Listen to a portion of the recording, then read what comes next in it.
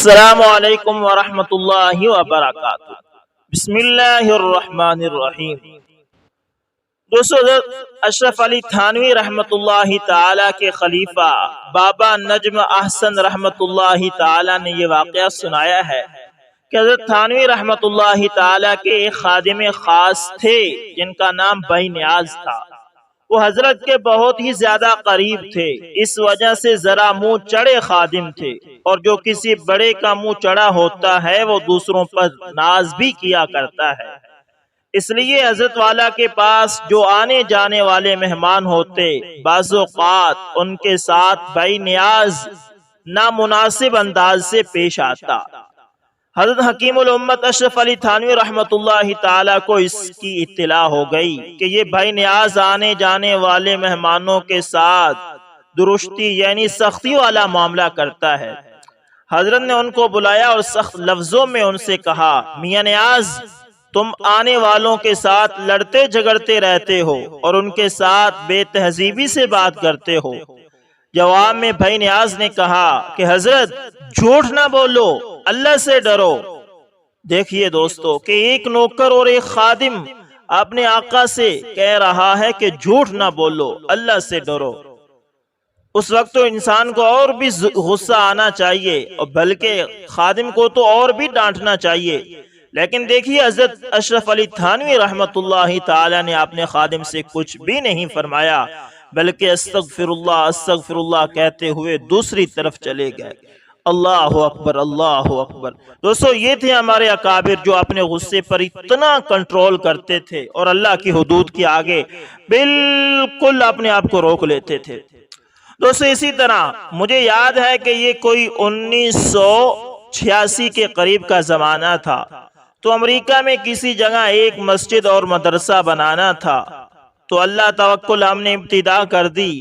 وہاں کی کمیونٹی کے لوگ بڑے جوش جذبے میں تھے کہ بھئی جلدی سے جلدی اللہ کا گھر بنائیں، کیونکہ اس سے پہلے ہم چرچ کا ہال کرائے پر لے کر چرچ میں تراویح پڑھا کرتے تھے۔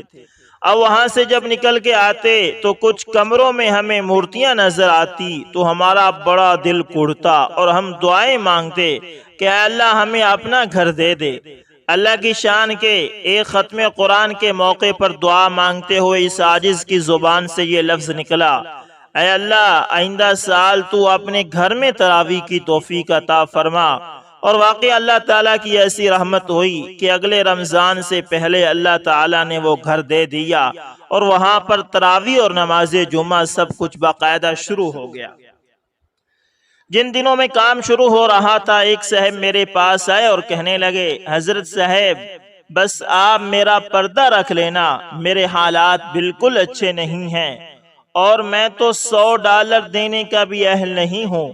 لوگوں کی نظر میں میرا بڑا وقار بنا ہوا ہے، اب اگر میں کہوں گا کہ میں نہیں دے سکتا تو سارے مجھے تان کریں گے، تو آپ میرا پردہ اس طرح سے رکھ لینا کہ مجھے جو کہے کہ دو، میں کہوں گا کہ میں نے حضرت صاحب کو دے دیا، اور آپ بھی کہہ دینا کہ جی اس نے مجھے دے دیا۔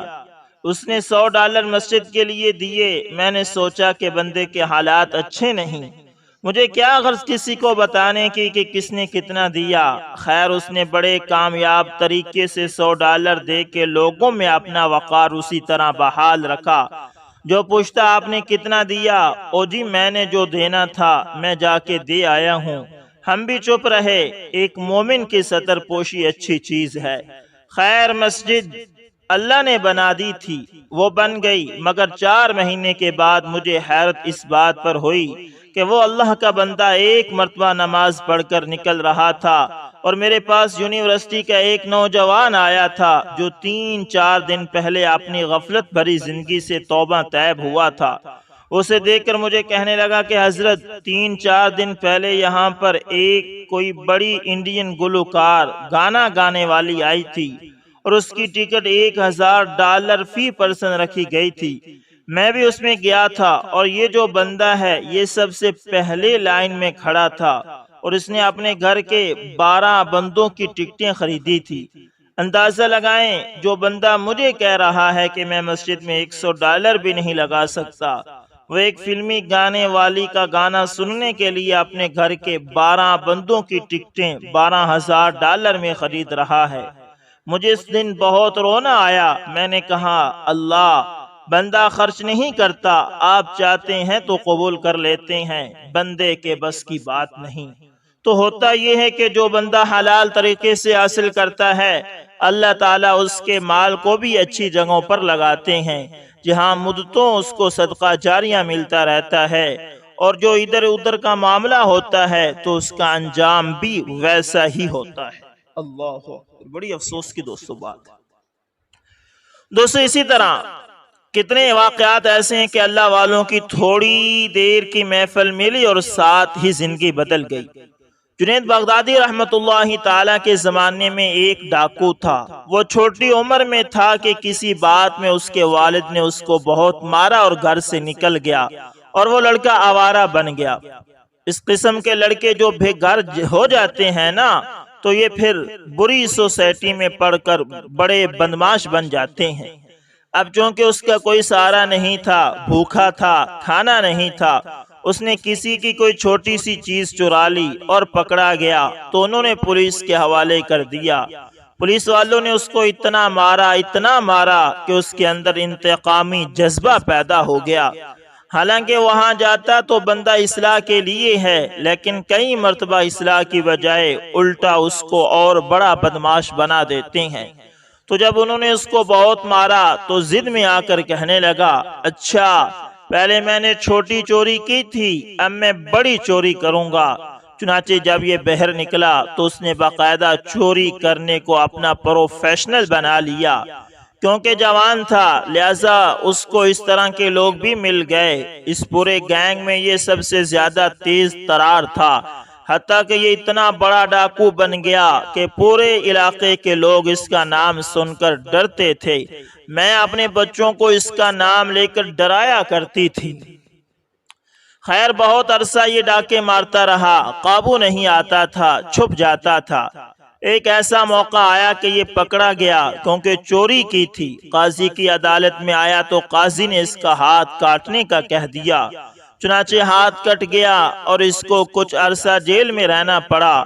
8-10 سال کے قریب تو یہ جیل میں رہا، مگر اس کے اندر سے وہ ڈاکہ مارنے سے نفرت نہ پیدا ہوئی۔ 10 سال کے بعد ابن ثبات جیل سے نکلا، پہلے کی نسبت کمزور ہو گیا تھا۔ کہنے لگا نہیں، اب میں باہر آ گیا ہوں، آج رات کہیں نہ کہیں ڈاکہ ماروں گا۔ 10 سال کے بعد بھی یہ کہہ رہا ہے۔ چنانچہ بغداد کے قریب کرخ ایک چھوٹی سی بستی تھی، یہ وہاں چلا گیا۔ اللہ تعالیٰ کی شان دیکھیے کہ اس کو ایک بڑے دروازے والا گھر نظر آیا۔ دیوار کے اوپر سے اندر گیا تو اس نے دیکھا کہ وہاں تو کپڑا ہی کپڑا پڑا ہوا ہے، لگتا تھا کہ کوئی کپڑے کا تاجر ہے۔ اب اس کا ہاتھ ایک اور کپڑے بہت سارے تھے، اس کا جی چاہے کہ سب اٹھاؤں اور لے جاؤں، مگر اٹھا ہی نہیں سکتا تھا۔ اب حیران ہے، سوچ رہا ہے کہ کیا کروں۔ تو اتنی دیر میں ایک آدمی موم بتی لیے وہیں آ گیا تو یہ ذرا گھبرایا۔ جب یہ گھبرایا تو وہ اس کو کہتا ہے کہ گھبراؤ نہیں، میں تمہارا ساتھی ہوں۔ تو یہ ذرا ہمت میں آ گیا، کہتا ہے کہ اگر تم میرے ساتھی ہو تو میں پہلے آیا ہوں، حق میرا بنتا ہے۔ اس نے کہا کہ ٹھیک ہے۔ کہنے لگا کہ یہاں سے سلیکشن میں کرتا ہوں اور تم گتھڑی باندھو، سحری ہونے میں تھوڑا وقت ہے اور جلدی ہم یہاں سے جائیں۔ اس نے کہا ٹھیک۔ اب اس بندے نے اس کے کہنے کے مطابق وہ کپڑے جو تھے علیحدہ کیے، ایک چھوٹی گٹھڑی بنائی اور ایک بڑی گٹھڑی بنائی، اور اس کو کہا کہ آپ چونکہ ایک ہاتھ سے اٹھائیں گے تو آپ یہ چھوٹی گٹھڑی اٹھائیں اور بڑی گٹھڑی میں اٹھاتا ہوں، لیکن میں پہنچا آپ کی جگہ پر دوں گا۔ اس نے کہا کہ ہاں بالکل ٹھیک ہے، مگر ابن ثبات کو ڈر ہوا کہ کہیں یہ میرے پیچھے لے کر سلپ ہی نہ ہو جائے، مجھے ہی نہ ہاتھ دکھائی جائے، یعنی کہ یہ غائب ہی نہ ہو جائے، کپڑے لے کر فرار نہ ہو جائے۔ اچھا اس نے کہا کہ اچھا پھر تم میرے آگے آگے چلو۔ اب اس بندے نے اتنی بڑی گٹھڑی سر پہ رکھی اور آگے آگے یہ تو ہلکا تھا، یہ اس کو کہہ رہا ہے جلدی چلو جلدی چلو۔ وہ چل تو رہا ہے مگر کچھ دور چل کر تھک گیا، وزن جو زیادہ تھا۔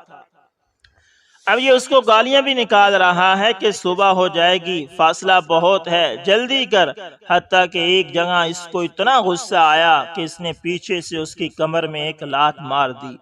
اب سر پر بوجھ اور پیچھے سے لات پڑے تو وہ تو منہ کے بل گرا اور اٹھ کر کہنے لگا کہ آپ مجھ پہ ناراض نہ ہوں، میں کوشش تو کر رہا ہوں مگر بوجھ اتنا زیادہ ہے کہ مجھ سے اٹھایا نہیں جا رہا۔ اس نے کہا جلدی کرو۔ اس نے پھر اپنے سر پر گٹھری رکھی اور ذرا اور تیز پسینے میں شرابور ہانپتا کامتا اس گھر تک پہنچ گیا جہاں ابن ثبات نے جانا تھا، اور اس نے وہ پہنچائی اور پہنچا کے اس نے کہا کہ بھائی اب صبح کا وقت ہو گیا ہے، اب مجھے آپ اجازت دیں، اب کل ملاقات ہوگی۔ اس نے کہا کہ ہاں، میں عصر کے وقت میں کل نئی تجویز بناؤں گا، تو مجھے ملنے آ کر اور پھر ہم مل کر جائیں گے مشن پر۔ وہ بندہ چلا گیا۔ اگلے دن ابن ثبات کے دل میں خیال آیا کہ کل جس مکان میں ہم نے ڈاکہ مارا مال تو بہت پڑا تھا، پتہ کروں کہ کسی کو پتہ بھی چلا یا نہیں، اگر نہیں چلا تو آج اور اٹھا کے لائیں گے۔ تو زور کے بعد ابن ثبات وہاں پہنچا تو دیکھا کہ لوگ آ رہے ہیں اور اس گھر میں جا رہے ہیں۔ ایک کو دیکھا، دوسرے کو دیکھا، تیسرے کو دیکھا، حیران ہوا، پوچھا کہ کیوں جا رہے ہو؟ بھائی کپڑے کے خریدار ہو؟ انہوں نے کہا نہیں، یہ ہمارے شیخ کا گھر ہے۔ کون سے شیخ کا؟ جی جنید بغدادی کا گھر ہے۔ اس نے جنید بغدادی رحمت اللہ تعالی کا نام تو سنا ہوا تھا، تو ابن ثبات کے دل میں خیال آیا کہ میں دیکھوں تو صحیح کہ جنید بغدادی کون ہے۔ اب یہ بھی دو چار بندوں کے پیچھے ہو کر اندر چلا آیا۔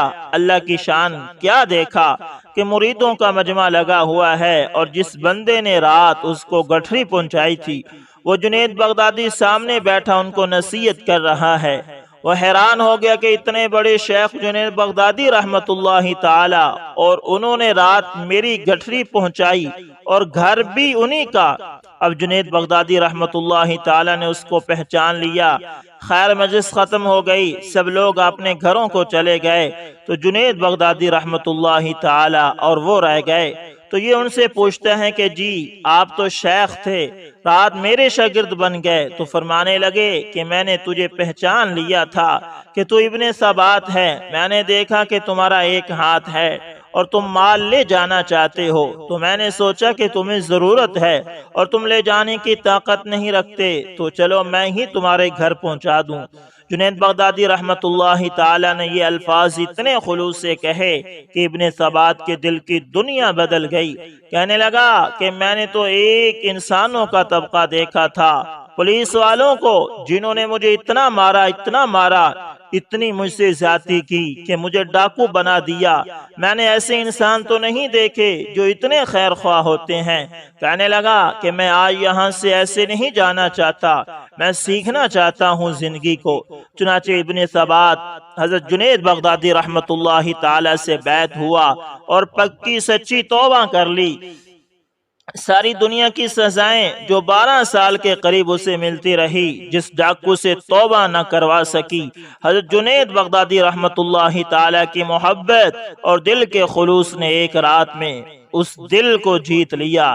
چنانچہ بیعت ہو گیا، حضرت یہ خدمت میں آتا رہا۔ تھوڑے عرصے کے بعد حضرت جنید بغدادی رحمت اللہ تعالی سے نسبت پائی اور ان کے خلفاء میں سے ہو گیا۔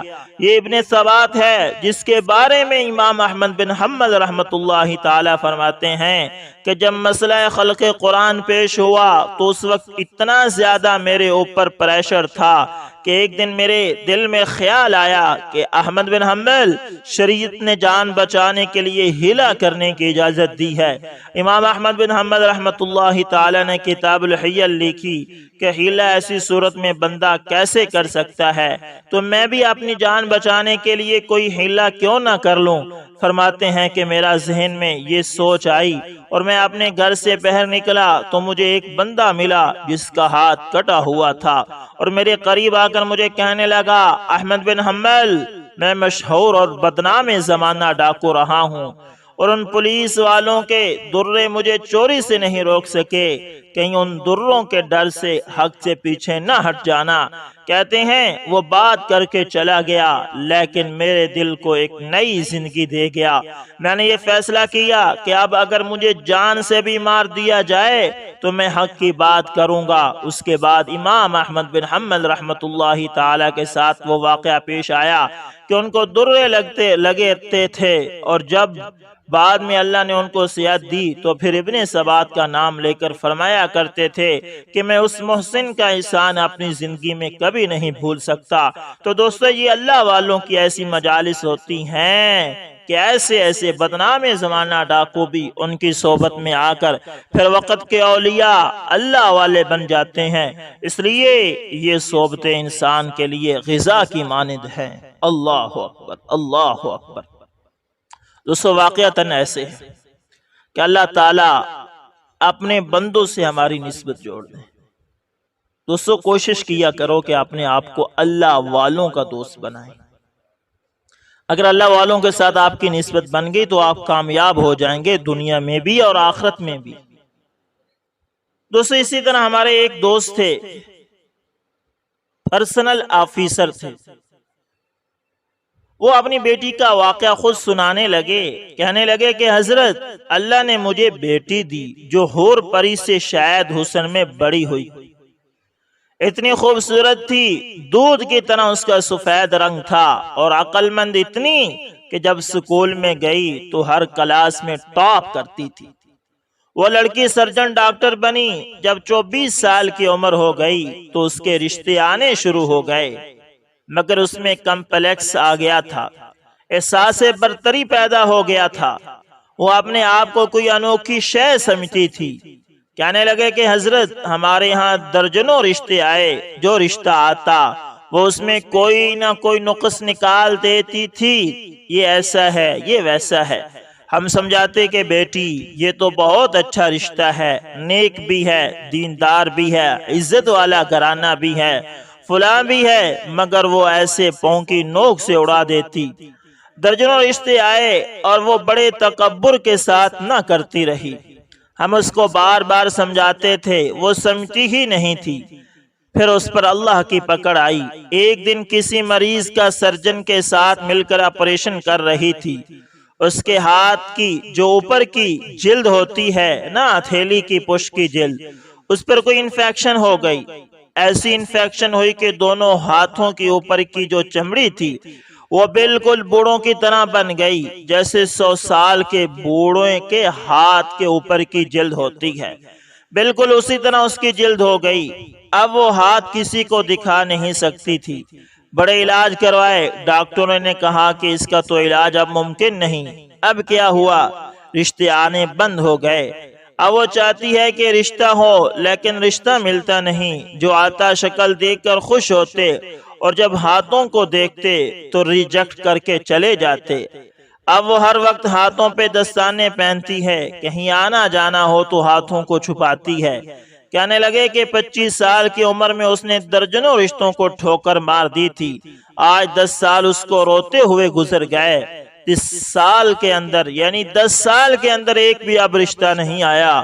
اب بیٹھ کر کہتی ہے کہ میں نے اللہ کی نعمتوں کی ناشکری کی اور مجھے میرے تکبر کی سزا اللہ نے دے دی۔ اب موت مانگتی ہے کہ جینے سے مر جانا بہتر ہے۔ جس بچی کی عمر 35 سال ہو جائے اور رشتہ نہ آئے تو اس کی زندگی تو تاریک ہو گئی۔ تو پروردگار نعمتیں تو دیتا بھی ہے، اور اگر بندہ ناشکری کرے تو وہ نعمتوں کو واپس لینا بھی جانتا ہے۔ تو دوستو اس لیے ہمیشہ اللہ کی ناشکری کرنے سے بچیں۔ اللہ کسی چیز کا محتاج نہیں ہے۔ اگر آپ نے اللہ تعالیٰ کی کسی نعمت کی ناشکری کی نا تو اللہ اس پر قادر ہے کہ وہ آپ سے وہ نعمت چھین لے۔ دوستو امید کرتا ہوں ویڈیو اچھی لگی ہوگی، پسند آئے تو لائک شیئر کمنٹ لازمی کریں، اور اگر آپ ہمارے چینل AS انفارمیشن TV پر نئے تو دوستو اس کو لازمی سبسکرائب کریں، اور ساتھ میں بیل کے نشان کو دبانا نہ بھولنا تاکہ ہر نئی ویڈیو کو نوٹیفیکیشن آپ لوگوں تک پہنچتا رہے۔ دوستو ملتے ہیں کسی نیکسٹ اچھی سی ویڈیو کے اندر، تب تک کے لیے اللہ حافظ، جزاکم اللہ خیر۔